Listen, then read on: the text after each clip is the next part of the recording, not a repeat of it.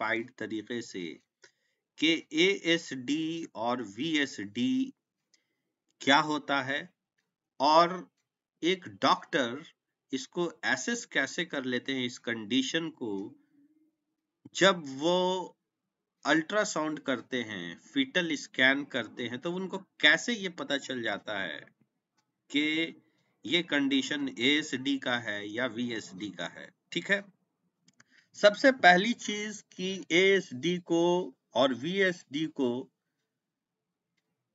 देखना अल्ट्रासाउंड से काफी पॉसिबल है। और इस चीज को समझने के लिए मैं एक बार रिपीट कर देता हूं कि हार्ट में 4 चेंबर होता है, ठीक है, और ये चारों चेंबर के बीच में एक दीवार होती है जिसको हम लोग सेप्टम कहते हैं, है ना। जो एट्रियम के बीच की दीवार होती है इंट्रा आर्टिकुलर सेप्टम, और जो वेंट्रिकल के बीच में दीवार होती है उसको इंट्रावेंट्रिकुलर सेप्टम कहते हैं। एक अडल्ट में ये दीवार बिल्कुल पैक होती है नीचे से लेकर के ऊपर तक। तो इंट्रास आर्टरियल सेप्टम के बीच भी इंटैक्ट होगी दीवार, और इंट्रावेंट्रिकुलर सेप्टल दीवार भी वो भी कंप्लीटली इंटैक्ट होगी, पैक होगी, वो कोई कनेक्शन नहीं होगा। ठीक है, और फीटस के साथ सीन कुछ अलग होता है। वहां पे एक होल होता है लेकिन वो डिफेक्ट नहीं होता, वो एक नॉर्मल कंडीशन होती है। और वो जो होल होता है उसको हम लोग फोरामेन ओवेल के नाम से जानते हैं। तो वो होल हर एक फीटस में होगा, और डॉक्टर को यह डिफरेंशिएट भी करना है कि फोरामेन ओवेल है कि नहीं, कि वो आर्ट्रियल आर्ट्रियल सेप्टल डिफेक्ट है या वेंट्रिकुलर सेप्टल डिफेक्ट है। तो सबसे पहले मैं अपने स्लाइड से ये दिखाना चाहता हूं कि फोरामेन ओवेल कैसा होता है। यहाँ पर तो आर्ट्रियल सेप्टल डिफेक्ट को देखा जा सकता है। अच्छा, ये जो आर्ट्रियल सेप्टल डिफेक्ट है या वेंट्रिकुलर सेप्टल डिफेक्ट है, ये इसका क्या कॉज है ये भी मैं बताऊंगा, और इसका एडवर्स इफेक्ट फ्यूचर में क्या हो सकता है ना। इसका क्या कंडीशन डेवलप कर सकता है, क्या कॉम्प्लिकेशंस हो सकता है इन फ्यूचर, कि अगर बच्चा दुनिया में आता है उसके बाद क्या कॉम्प्लिकेशंस हो सकता है, या वह एक नॉर्मल कंडीशन की तरह समाप्त हो जाएगा। तो वो सारी चीज मैं चर्चा करूंगा। तो नेक्स्ट स्लाइड में आते हैं जिसमें सबसे पहले एक नॉर्मल एनाटॉमी को मैं बताता हूं।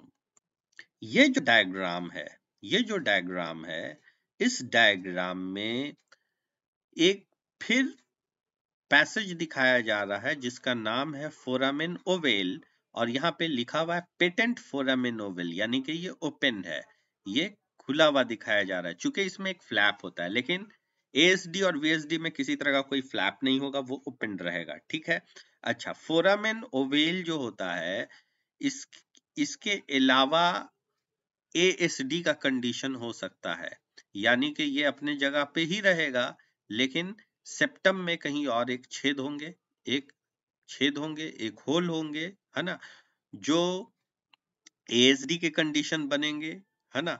और एक से ज्यादा ASD भी हो सकता है, और VSD का भी कंडीशन हो सकता है। जैसे नेचुरली एक नॉर्मल एनाटॉमी में फोरामेन ओवेल एक पैसेज होता है जो डिफेक्ट नहीं होता है, वो जरूरी है। क्यों जरूरी है मैं वो भी बता देता हूँ।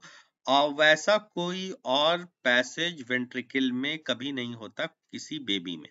बच्चा जब बर्थ ले लेता है, जन्म ले लेता है, तो ये जो फोरामेन ओवेल है ये तुरंत क्लोज हो जाता है, ये सील हो जाता है। ठीक है, जब वो बर्थ लेता है, सांसें लेने लगता है, तो वो क्लोज कर जाता है। ठीक है, अब नॉर्मली होता क्या है कि ये बच्चे में तो लंग्स जो है वो तो कोलैप्स्ड है, वो तो सांस नहीं ले रहा, वो तो अभी दुनिया में नहीं है, तो उसका लंग्स चूंकि कोलैप्स्ड है, तो जो भी ब्लड आता है ना राइट एट्रियम से, नियम ये है कि राइट एट्रियम में आएगा, राइट एट्रियम से राइट वेंट्रिकल में जाएगा, राइट वेंट्रिकल से pulmonary trunk, and then in both pulmonary artery and from pulmonary artery to lungs. ठीक है, पल्मोनरी आर्टरी के जरिए लंग्स तक पहुंच जाता है। ठीक है, तो होता क्या है कि ज्यादातर ब्लड जो है लंग्स की तरफ तो जाएगा, क्या चीज से, पल्मोनरी आर्टरी से, और जो फंक्शनल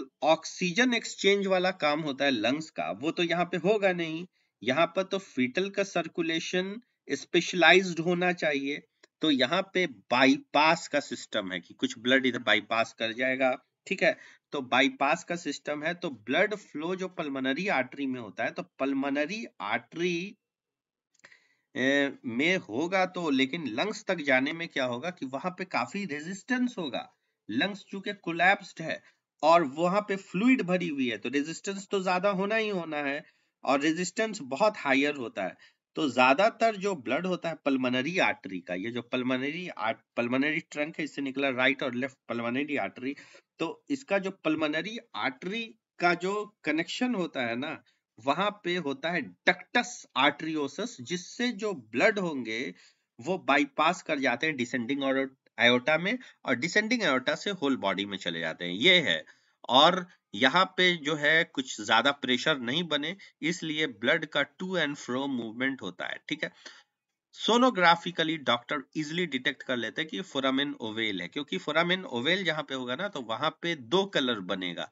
कभी ब्लड इधर से इधर जा रहा है, इधर से इधर जा रहा है, तो ब्लड के फ्लो पे रंग बदलता है, ठीक है। ये मैकेनिज्म है अल्ट्रासाउंड की। लेकिन अगर किसी तरह का सेप्टल डिफेक्ट होगा, तो वहां पे जो वन वे होगा, यानी कि ब्लड हमेशा एक डायरेक्शन में, यहाँ पे दो साइड एरो है, लेकिन मेरे एक स्लाइड में दिखा देता हूं। इसमें जो फ्लो है ओनली इन वन डायरेक्शन, तो एक डायरेक्शन में होगा तो एक ही कलर आने लगेगा, तो इससे इजीली डिटरमाइन कर लेते हैं डॉक्टर के। सिंगल कलर है, इट मींस कि it is condition of ASD, है ना, और here it is condition of VSD. वहां पर तो कोई ऐसा लफड़ा भी नहीं है, उस तरह का प्रॉब्लम भी नहीं है, ठीक है। अब हम इसको सोनोग्राफी की इमेज से दिखाना चाहूंगा। This one is actually apex of the heart and this one is broader portion is the base of the heart. तो जहां पे ब्रॉडर पोर्शन है, वहां पे क्या होगा, आपको एट्रियम होगा, और जो एपेक्स का रीजन है वहां पे क्या होगा, वेंट्रिकल होगा, ओके। तो ये एक सोनोग्राफी इमेज है, यहाँ पे एपेक्स है यानी कि दोनों वेंट्रिकल हैं, और यहाँ पे बेस है, ये एट्रियम है दोनों, और दोनों एट्रियम के दोनों वेंट्रिकल के बीच में हमको एक चमकीली दीवार दिखाई दे रही है, जिसको हम लोग इकोजेनिक सेप्टम कह सकते हैं, सेप्टम है। और जो वेंट्रिकल है वहां पे ये अधूरा है, एब्सेंट सेप्टम सेकंडम, यहाँ पे जो है एब्सेंट है, और एक बड़ा स्पेस बन रहा है, even it can be measured by using ultrasound.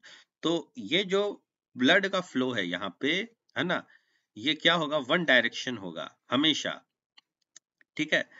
तो लेफ्ट एट्रियम से जो ब्लड है वो राइट एट्रियम के तरफ जाएंगे, ठीक है। तो ये क्या हुआ, शंटिंग शंटिंग हो रहा है यहाँ पे। और यहाँ पे यहाँ पे अभी कोई डिफेक्ट दिखाई नहीं दे रहा है, तो मैं दूसरे स्लाइड में दिखाता हूं कि यहाँ पर का डिफेक्ट, ठीक है, वीएसडी का डिफेक्ट मैं दिखाता हूँ, वेंट्रिकुलर सेप्टल डिफेक्ट को मैं दिखाता हूँ अपने नेक्स्ट स्लाइड में। ये दूसरी इमेज है जो वेंट्रिकुलर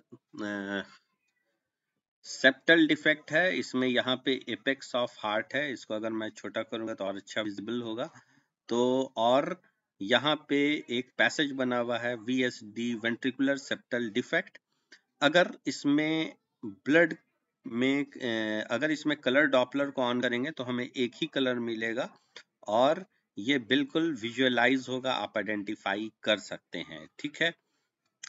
अब इसी चीज को मैं एक वीडियो के माध्यम से एएसडी के कंडीशन को आप लोगों को दिखाना चाहूंगा, और बहुत इजीली इस चीज को डिटरमाइन कर लिया जाता है। तो कंक्लूजन यही है कि कलर में अगर चेंज नहीं हो रहा है, ठीक है, तो वो फोरामेन ओवेल नहीं है, वो डिफेक्ट है, आर्ट्रियोसेप्टल डिफेक्ट। तो आइए उसको वीडियो के माध्यम से उसको मैं दिखाता हूं।